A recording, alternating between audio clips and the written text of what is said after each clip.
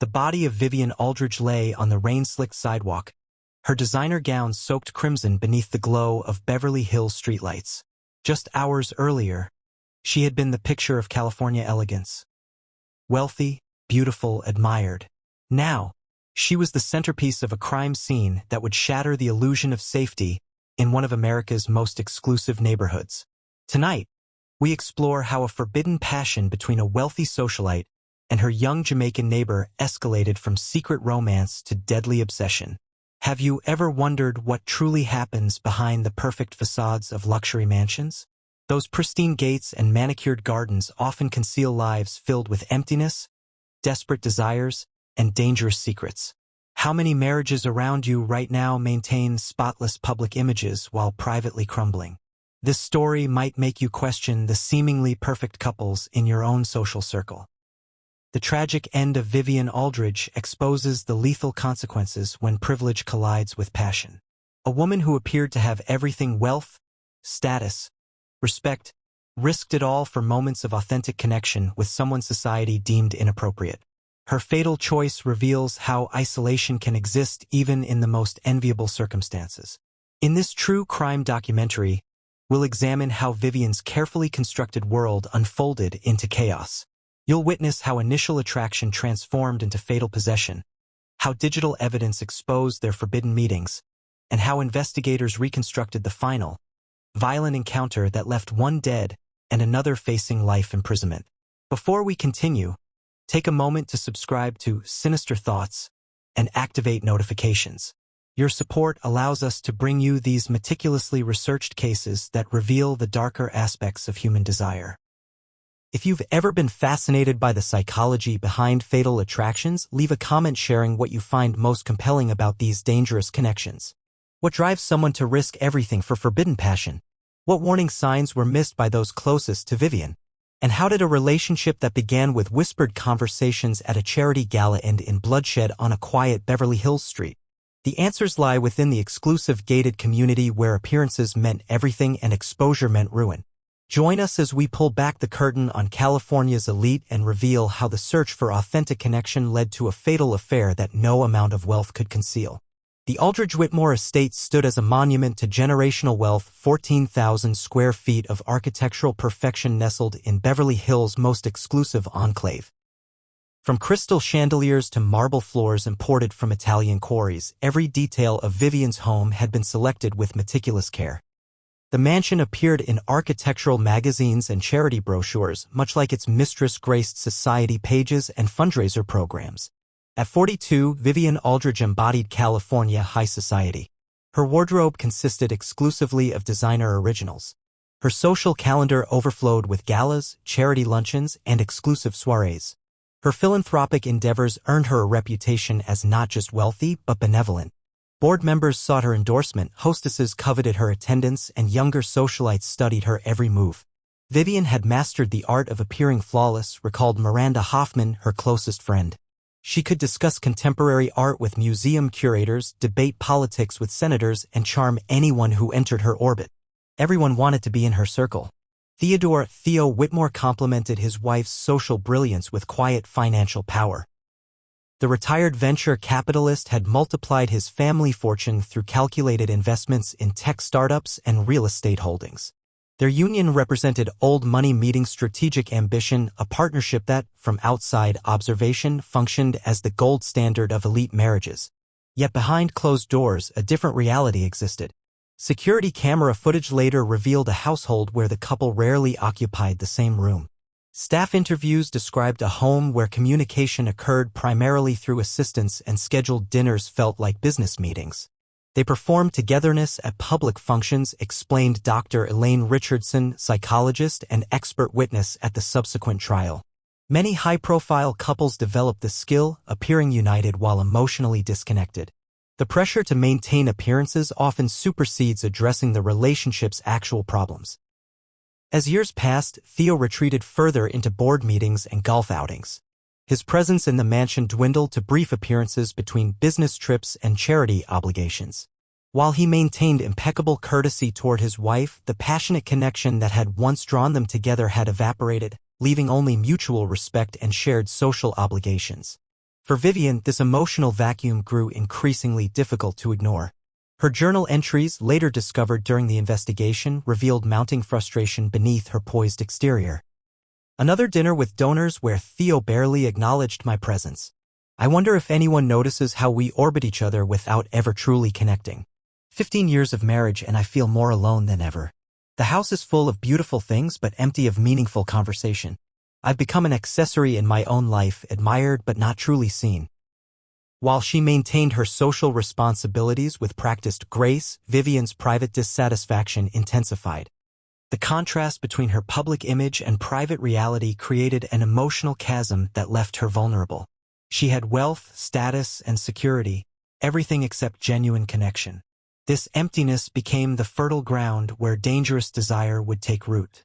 Vivian's perfect life had become her perfect prison, and she was unconsciously searching for escape. The summer charity gala at the Beverly Hills Country Club marked the beginning of Vivian's undoing.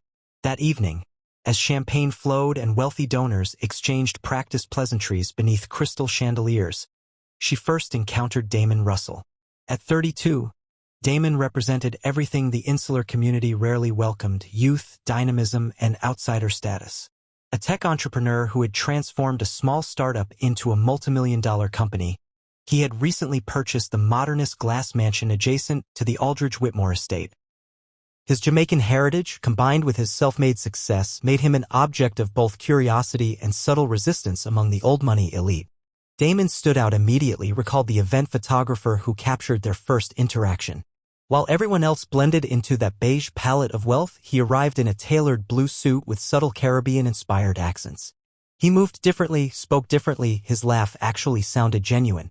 Their conversation began innocently enough, a discussion about the charity's Clean Water Initiative in developing nations. But as Vivian would later confess to her assistant, something shifted during those initial moments. For the first time in years, I felt seen, she wrote in a password-protected note on her phone. Not as Theodore Whitmore's wife or the chairwoman of the foundation, but as a woman with thoughts that mattered.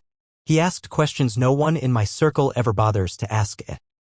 About my passions, my regrets, what I'd do differently if social constraints didn't exist.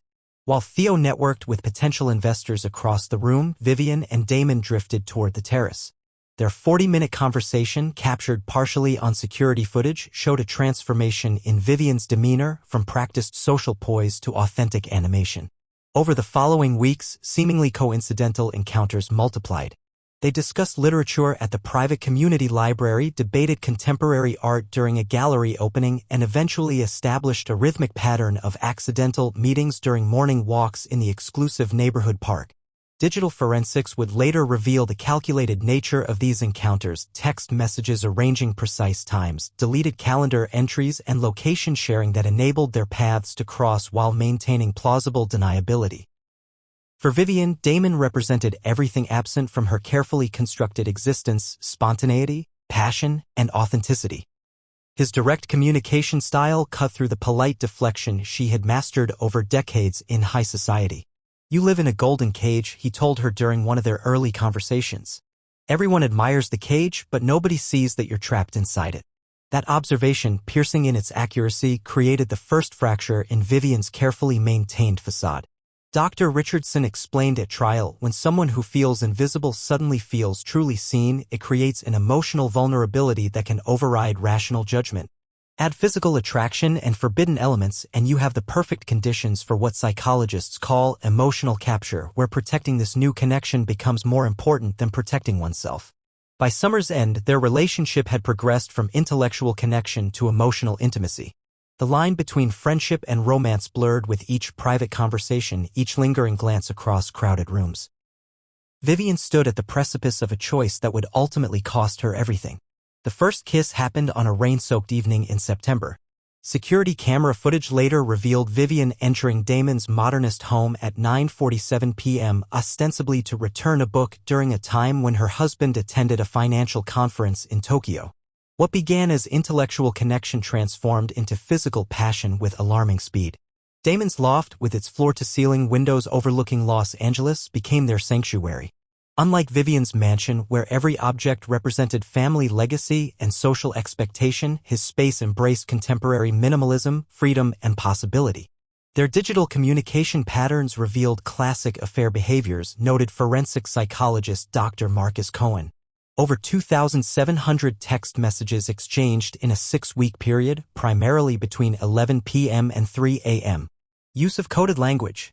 Separate messaging apps that automatically deleted conversations. These weren't impulsive actions but calculated decisions to create and protect a parallel reality.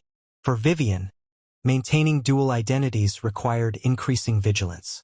She developed elaborate cover stories, fabricated charity meetings, and cultivated alibis through loyal staff members. Her personal shopper later testified about purchasing 2 identical outfits. One that would remain pristinely hanging in her closet while she wore the other to meetings with Damon. Have you ever maintained a secret so consuming that it altered how you experienced everyday life?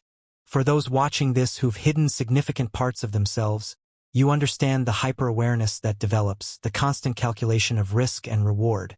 Share your thoughts in the comments about what drives people to create these double lives despite obvious dangers. As weeks passed, the affair's intensity escalated. Hotel records showed room bookings under aliases. Credit card statements revealed jewelry purchases from discreet boutiques outside Beverly Hills. Security footage captured their brief encounters in underground parking garages and service elevators, fleeting moments of connection in a relationship built on borrowed time. Meanwhile, the insular community began noticing subtle shifts in established patterns. Vivian, once punctual to a fault, arrived late to board meetings. Her typically immaculate appearance occasionally showed signs of hasty preparation. Most tellingly, her characteristic attentiveness during social events gave way to distracted glances at her phone. Something changed in Vivian, noted Rebecca Harlow, fellow charity board member. She'd been poised and present her entire life, but suddenly she seemed perpetually elsewhere, physically attending functions while mentally absent. Theo, despite his emotional distance, possessed the analytical mind that had made him a formidable investor. Small inconsistencies accumulated in his awareness, unexplained absences, contradictory explanations, unfamiliar fragrances. He began cataloging these anomalies with the same methodical approach he applied to evaluating business opportunities. Private investigator Michael Downey later confirmed, "Mr. Whitmore contacted our firm in October. He didn't explicitly suspect an affair but requested comprehensive personal security assessment for his wife, standard wealthy client language for surveillance." The community's whisper network accelerated when Vivian and Damon were spotted in intense conversation at the autumn art auction. Their physical proximity, closer than social convention permitted, and lingering eye contact triggered speculation among the hyper-vigilant elite who recognized intimacy's subtle markers. While Vivian believed she maintained perfect separation between her worlds, the barriers were crumbling. Each risk she took, each moment she stole with Damon, created ripples in her carefully constructed life, ripples that were rapidly becoming waves. What neither realized was how quickly their private passion would become public scandal, nor how deadly the consequences would prove. By November, the relationship between Vivian and Damon underwent a fundamental transformation. What began as mutual fascination evolved into emotional entanglement with dangerous undercurrents. Their digital communications, later extracted by forensic analysts, revealed the shift. Early messages showed balanced exchanges, intellectual discussions, flirtatious banter, and mutual vulnerability. By mid-autumn, the equilibrium faltered. Damon's texts multiplied in frequency and urgency, often appearing in rapid succession when Vivian didn't respond promptly. "I need to see you tonight. Why aren't you answering? Are you with him?" 30 minutes without a response is too long. Clinical psychologist Dr. Elena Winters explained during expert testimony. The messages demonstrate classic progression from attachment to control. When romantic obsession takes hold, mundane absences become perceived betrayals. Normal boundaries dissolve. Surveillance footage from Damon's building showed multiple instances where Vivian attempted to leave while he physically positioned himself to prevent her departure. Not through overtly aggressive blocking, but through intimate gestures that functionally achieved the same result. Pulling her close for another kiss, initiating conversation that required response, creating emotional scenarios that made departure seem cruel. Controlling behaviors often masquerade as passion, noted domestic violence expert Rita Martinez. When someone says, "I can't bear when you leave," or "I need more of your time," it sounds like devotion, not dominance. The line between intense love and problematic possession becomes dangerously thin. For Vivian, these escalating demands created mounting anxiety. Her personal calendar revealed canceled philanthropic commitments, previously sacred obligations now sacrificed to appease Damon's expectations. Her sleep tracker showed disturbed patterns with nighttime wakeful periods corresponding to text message timestamps. The physical evidence tells us she was caught between worlds, Detective Sandra Miller testified. Hotel receipts, location data, and security footage show she maintained the affair but increasingly tried establishing boundaries. She'd leave his apartment only to return hours later after receiving dozens of messages. Classic trauma bonding pattern. Meanwhile, Damon's background revealed concerning patterns. 2 former girlfriends had filed for restraining orders, later dropped. His former business partner had dissolved their relationship, citing irreconcilable differences in management style after Damon allegedly monitored her personal communications. These warning signs remained invisible to Vivian until December, when the first truly frightening incident occurred. After attending a holiday gala with Theo, she discovered Damon waiting in her private garden at 2 a.m. Home security footage showed her visible shock and his intense gesticulation during a 17-minute confrontation.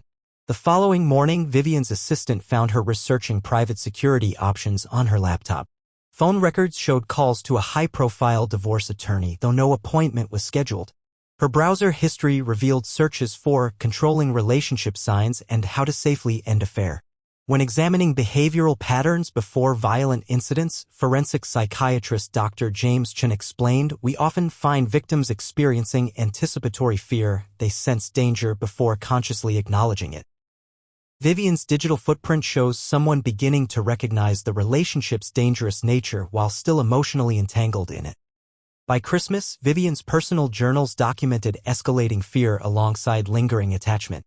One entry read, "I need to end this before everything collapses. But each time I try creating distance, his reaction terrifies me almost as much as the thought of continuing." How did passion become this prison? What Vivian couldn't recognize from within the relationship was how completely the power dynamic had inverted. What began as her secret escape had transformed into her hidden captivity. January brought clarity to Vivian's fragmented existence. After discovering Damon had accessed her private email account, evidenced by login notifications from unknown devices, she finally accepted the relationship's dangerous reality. Text messages to her most trusted friend revealed her determination. "I can't continue this. The person I thought I knew doesn't exist. I need to end it completely." Her methodical preparation for extraction reflected both her business acumen and mounting fear.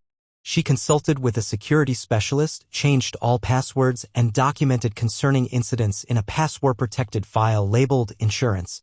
Most telling was her scheduled appointment with her estate attorney, a meeting that would never occur. Looking at her actions chronologically, prosecutor Alexandra James explained during the trial, "We see someone preparing for potential retaliation. She wasn't just ending a relationship, she was fortifying her life against anticipated backlash." Vivian selected Café Laurent for their final meeting, an upscale bistro on a busy street with valet parking, security cameras, and staff who recognized her from previous charitable functions. The location offered both privacy and public protection. Her text to Damon remained clinical, "We need to talk. 8 p.m. Thursday. Café Laurent. This needs to conclude." His response, "Whatever you want, beautiful," betrayed nothing of what would follow. On January 17th, Vivian dressed with calculated precision. Security footage from her home captured her selecting a conservative black dress rather than the more revealing attire Damon preferred. Her final phone call to her assistant included instructions to contact security if she hadn't checked in by 10 p.m., a precaution that proved tragically insufficient. Have you ever noticed how critical decisions come with physical warning signs? That instinctive knot in your stomach or unexplained anxiety. These evolutionary alerts often recognize danger before our conscious mind acknowledges it. Share your experiences with intuition in the comments. Your insight might help others recognize warning signs in their own lives. Café Laurent's security cameras documented their final interaction in clinical detail. Vivian arrived at 7:52 p.m., selecting a corner table with clear sight lines to both exits. Damon appeared at 8:07 p.m., ordered Scotch neat, and maintained a facade of calm for exactly 27 minutes as Vivian explained her decision. At 8:34 p.m., the conversation visibly shifted. Damon's posture changed, leaning forward, repeatedly touching her wrist despite her pulling away. His expression transformed from composed to increasingly agitated. Other patrons later described intensity that made nearby tables uncomfortable and a man whose voice remained controlled while his body language screamed rage. At 8:49 p.m. Vivian signaled for the check.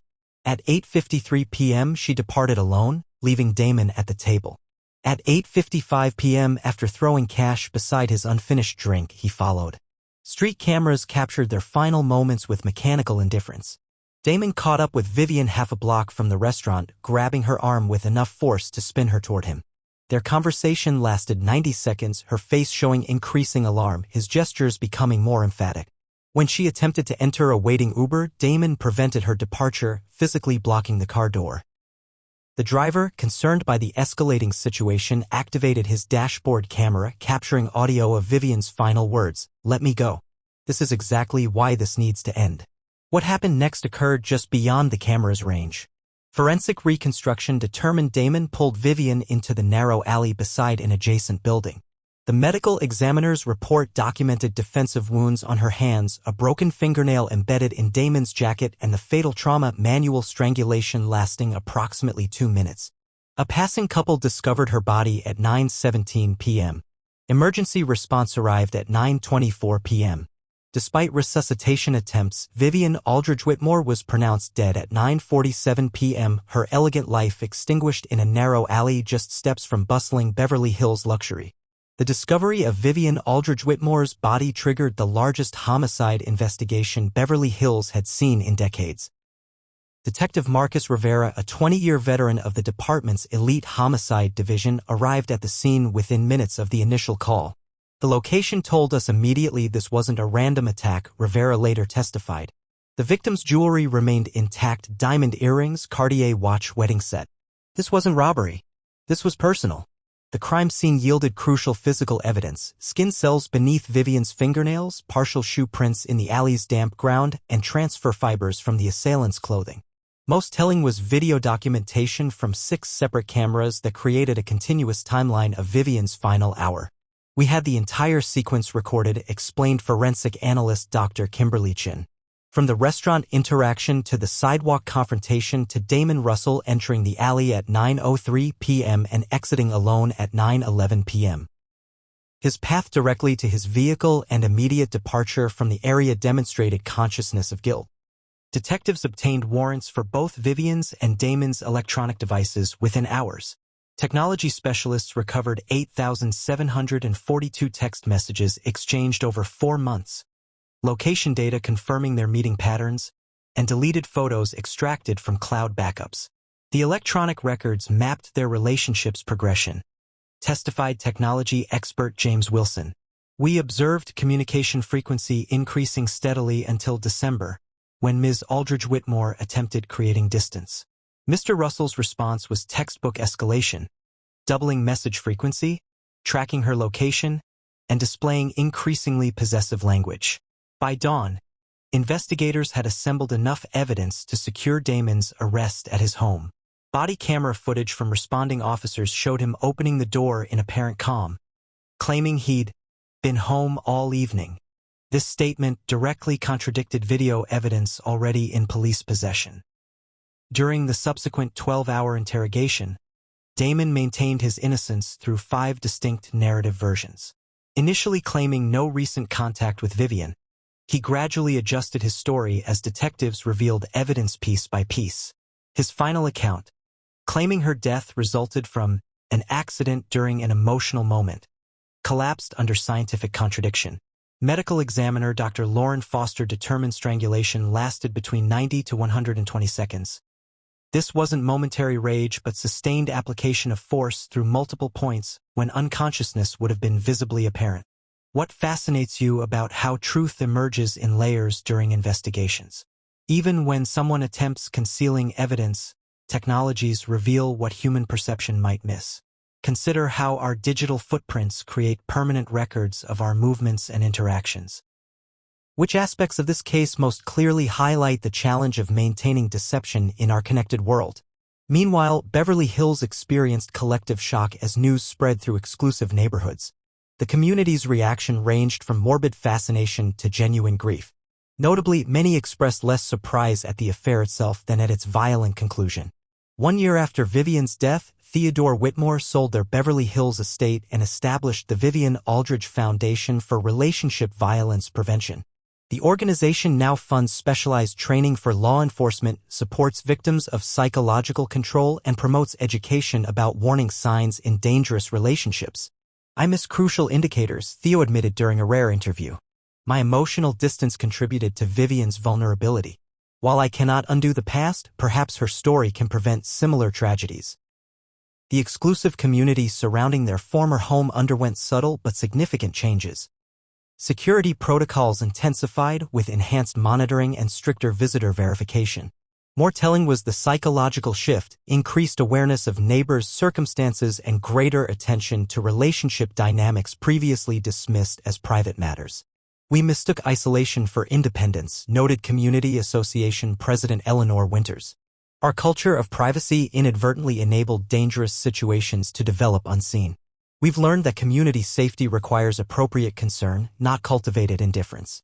Psychological experts examining the case highlight how wealth and privilege created unique vulnerability rather than protection. Dr. Richardson explained, "High society pressures to maintain appearances often prevent people from seeking help. The stakes of public exposure feel catastrophic, creating perfect conditions for controlling relationships to flourish undetected." The electronic records recovered from Vivian's devices revealed she had recognized danger signs weeks before her death. Her final journal entry, dated 3 days before the murder, showed chilling foresight. "His need to possess has overtaken his capacity to love. I must extricate myself completely, regardless of the emotional cost. My intuition warns me the alternative could be devastating." Do you recognize warning signs in relationships around you? The question isn't idle curiosity, it's potentially life-saving awareness. Has someone you know suddenly withdrawn from activities they once enjoyed? Have you noticed concerning changes in a friend's communication patterns or increasing isolation? Your observations in the comments section might make the critical difference in someone's life. Damon Russell remains imprisoned at California State Penitentiary, maintaining his innocence despite overwhelming evidence. His appeal, citing procedural errors, was unanimously rejected by the appellate court in March. For investigators, the case exemplifies how digital trails create nearly inescapable accountability in modern crimes of passion. For domestic violence specialists, it highlights how control disguises itself as intense affection until the disguise becomes unnecessary.